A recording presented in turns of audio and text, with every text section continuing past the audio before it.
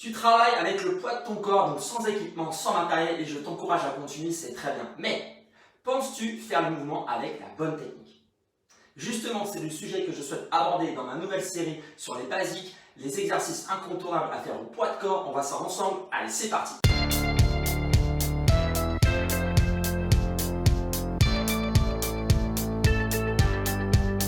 Salut, c'est Nico, j'espère que tu vas bien et bienvenue sur ma chaîne où j'aide chacun à mieux bouger et mieux vivre. Alors dans cette vidéo, je vais te parler d'un exercice phare au poids de corps pour le haut du corps, à savoir les pompes.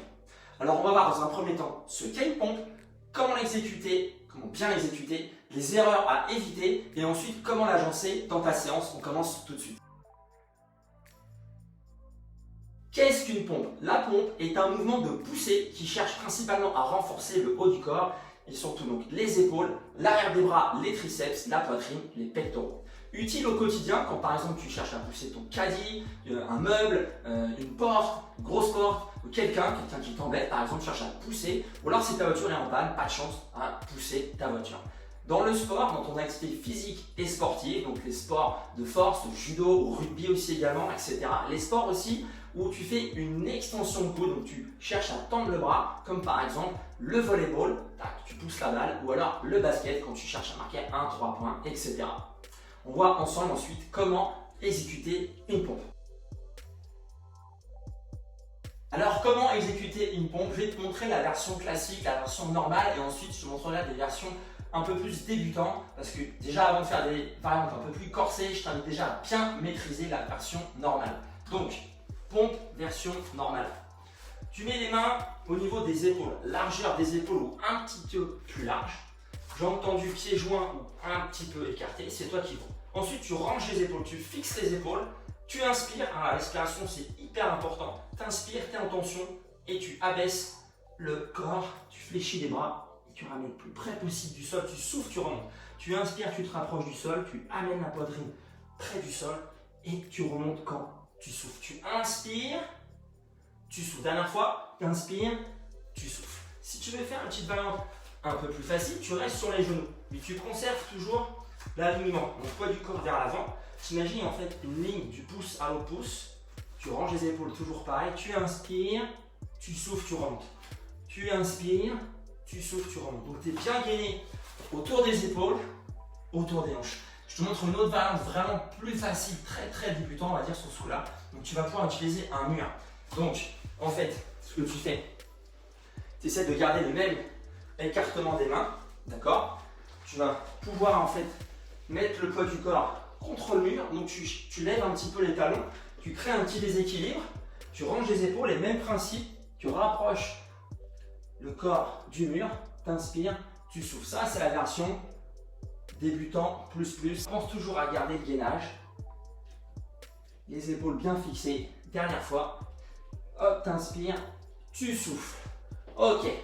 Ensuite, on va voir les erreurs à éviter.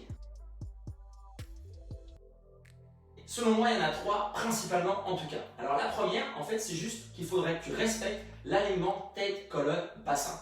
Donc tu gardes la tête, les yeux en fait, le regard face au sol. Cherche pas à tirer sur la nuque, à lever la tête. Et la deuxième, qui est dans la première, de respecter l'alignement tête, colonne, bassin, c'est de creuser le dos. Tu cambres trop, tu abaisses le bassin, il faut que tu aies un gainage fort, solide. Donc je te montre ce qu'il ne faut pas faire. Tu mets les mains. Voilà. Donc la tête qui fait ça. Et le bassin qui plonge. Voilà. Les pompes comme ça. Voilà. On évite. On range les épaules, on est gainé. J'inspire, j'ai les yeux face au sol et je suis solide. Le bassin, tu vois, il ne bouge pas.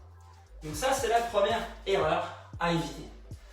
Deuxième erreur à éviter, c'est faire attention aux épaules. En fait, dès que ça devient un petit peu dur, tu as l'impression que les épaules, elles partent vers l'avant.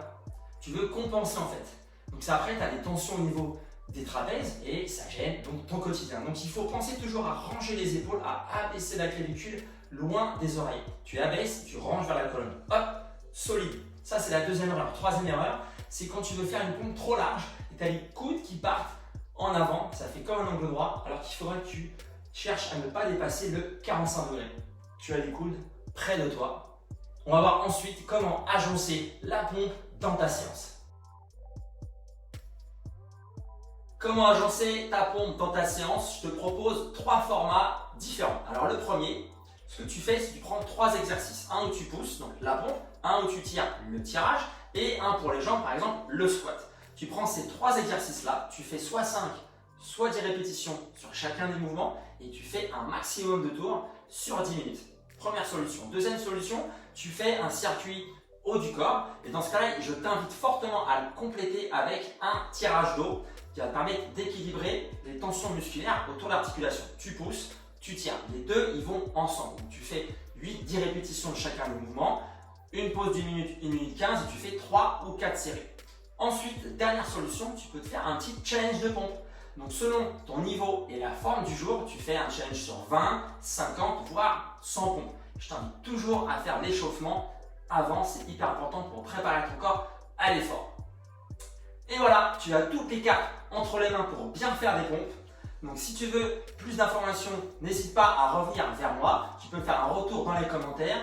Si tu veux aller un petit peu plus loin, tu regardes mon site ncfitnesscoach.fr, coaching à distance, coaching présentiel. D'ici là, je te dis à bientôt. Bouge bien, vis bien. Ciao.